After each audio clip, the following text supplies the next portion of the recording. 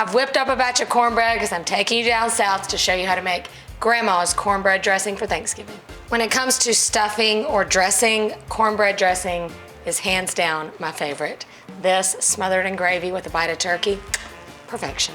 Once the cornbread is made, and it's great to make it a couple days in advance, that part's good to go, the rest is easy. I'm gonna start by melting butter and sauteing some onion and celery, the classic aromatics for dressing or stuffing. Speaking of dressing versus stuffing, like what's the difference?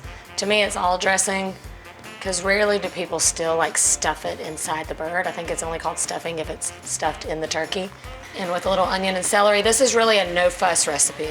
The cornbread almost has a slightly sweet component to it. I'm not talking about just like a sweet cornbread, so calm down, you people that don't like sweet cornbread. But corn just naturally has a little bit of sweetness to it. So when you pair it with these savory herbs and aromatics, it's just like a match made in heaven.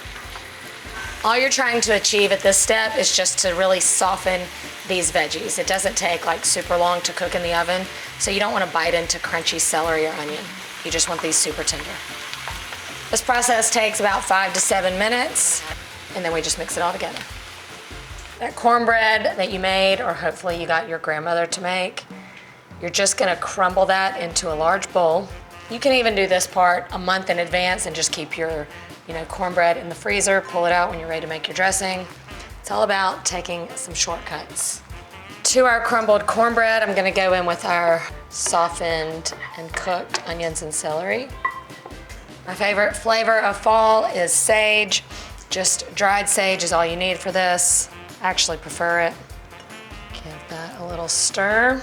And then to bind this all together, now this is the part that kind of weirds people out. You've got a little soggy bread going on. Chicken stock and egg. The egg and the chicken stock together is just gonna come together and bind this all into what we know and love. Season it up with a little salt and pepper. You want to give that cornbread a chance to kind of soak up some of that moisture.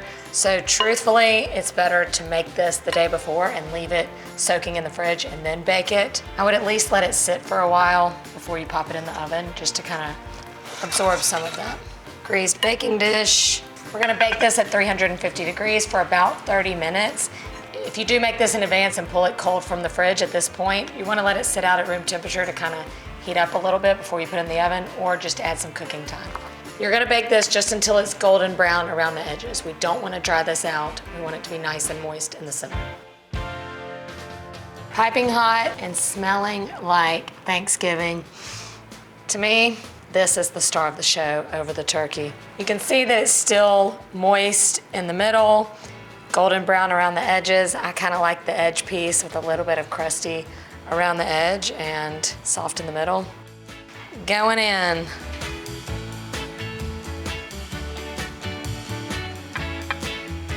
My favorite way to enjoy cornbread dressing is with gravy. Whenever I use dried herbs in a dish, I love to freshen it up with just a little sprinkle of just fresh parsley or any other fresh herb.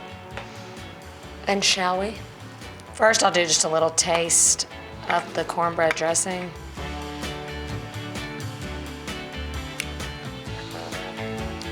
I will never prefer stuffing over cornbread dressing. Now, my ultimate Thanksgiving perfect bite looks like this. You take that good, expensive cranberry sauce, the one that comes in a can, cornbread dressing, gravy, and the good cranberry sauce.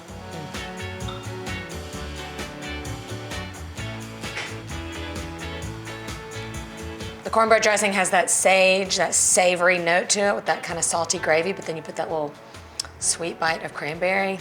It's just perfect.